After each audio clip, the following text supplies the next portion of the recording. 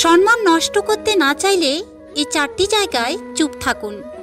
পরে বুঝতে পারবেন যে আপনার সিদ্ধান্তই সঠিক ছিল।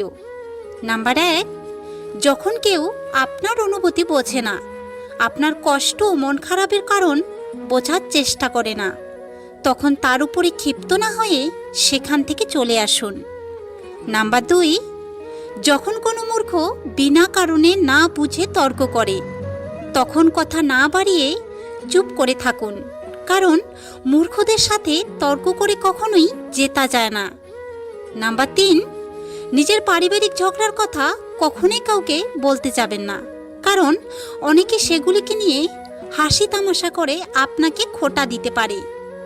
নাম্বার 4, যখন কোনো মানুষ আপনার উপরে রাগ দেখিয়ে নিজের মন সান্ত্বনা দিতে চেষ্টা করে, তখন তার সাথে তর্ক না করে সরে আসাই বুদ্ধিমান।